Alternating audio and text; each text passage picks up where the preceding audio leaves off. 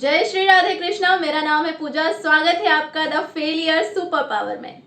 अक्सर आपने सुना होगा कि ना कहना सीखिए, क्योंकि आप हर वक्त अगर किसी के लिए अवेलेबल रहेंगे तो उसकी नज़रों में आपकी वैल्यू कम हो जाएगी। पर इस वीडियो में आज मैं आपको बताऊंगी द पावर ऑफ यस, हाँ कहने की ताकत।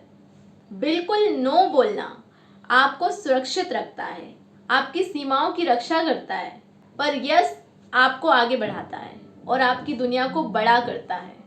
यहाँ हाँ कहना किसी को खुश करने के लिए नहीं है, बल्कि अवसरों को गले लगाने के लिए है।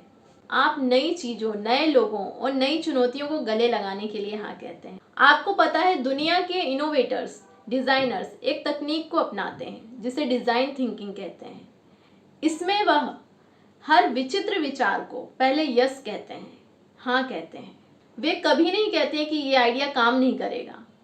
वो कहते हैं हाँ, इसे हम और ऐसे बेहतर बना सकते हैं। इसी हाँ की वजह से कुछ दुनिया में ऐसी चीज़ें बनी जिसे लोग असंभव मानते थे, जैसे टच स्क्रीन फ़ोन या इलेक्ट्रिक कारें।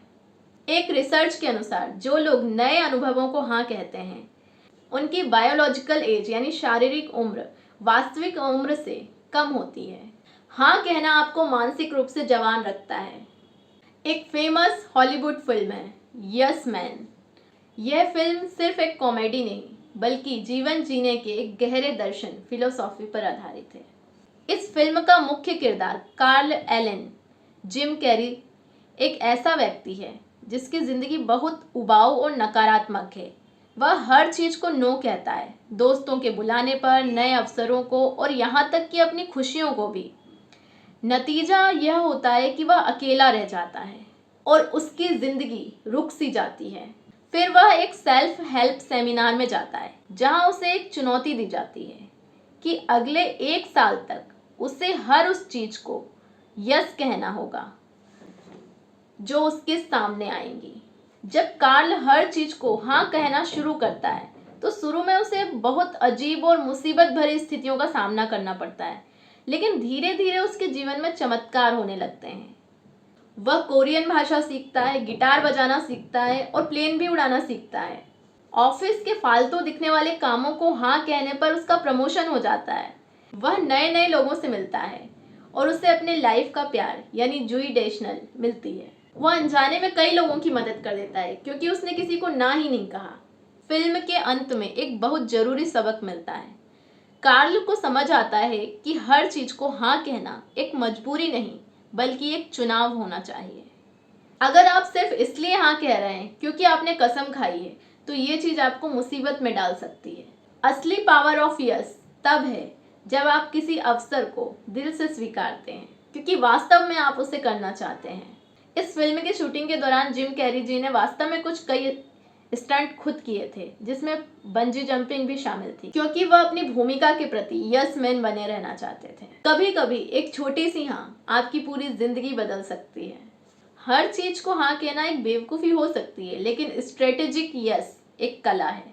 इसका मतलब ऐसी चीज़ों को हाँ कहना है जो आपकी आइडेंटिटी, पहचान को चुनौती दे। आपको मैं 10 सेकेंड का नियम बताती हूँ।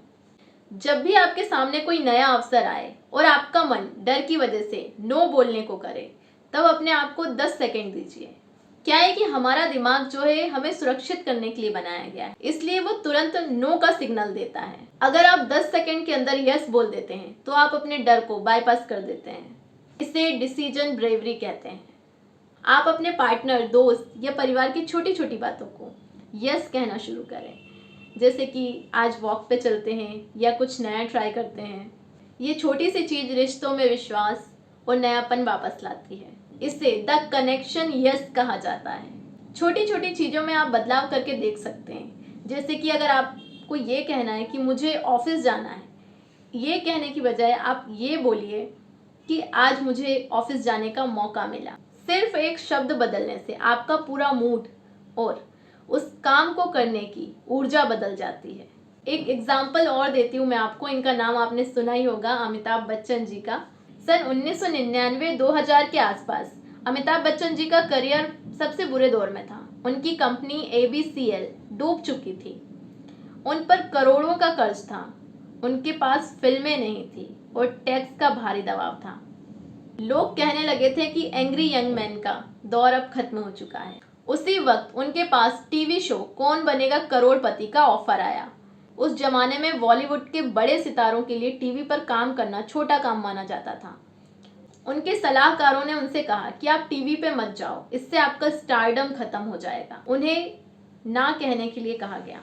अमिताभ बच्चन ने अपने डर और दुनिया की बातों को किनारे रखकर उस मौके को यस कहा। उन्होंने कहा कि मेरे पास काम नहीं है और यह काम मेरे सामने है तो मैं इसे पूरी ईमानदारी से करूंगा। उस एक हाँ ने ना सिर्फ टीवी का इतिहास बदला बल्कि उन्हें शहंशाह से महानायक बना दिया। इसके बाद उन्हें कई नई फिल्में भी मिली। कई बार हमारे सामने कुछ ऐसे काम होते हैं जिन्हें हमें देखकर ये लगता है कि ये हमारे स्तर का नहीं है, हम इसे नहीं कर सकते, लोग क्या कहेंगे, लोग क्या सोचेंगे हमारे बारे में। लेकिन अमिताभ बच्चन की इस कहानी ने हमें ये बता दिया कि अवसर छोटा या बड़ा नहीं होता। उस दिन उन्होंने अपने ईगो को नो और अवसर को यस कहा। एक और पर्सन है जिनका आपने नाम सुना हो, लेडी गागा। लेडी गागा को उनके करियर की शुरुआत में एक बड़े रिकॉर्ड लेवल ने यह कहकर निकाल दिया था कि वह कभी स्टार नहीं बन सकती। उन्होंने हार मानने के बजाय एक छोटे से अजीब से क्लब में गाना गाने के लिए हाँ कह दिया जहां कोई नहीं जाता था। उसी हाँ की वजह से उन्हें अपना सिग्नेचर स्टाइल मिला और वो आज ग्लोबल आइकन है। जाते जाते एक आखिरी बात, आपने हमेशा दूसरों को खुश करने के लिए हाँ कहा है।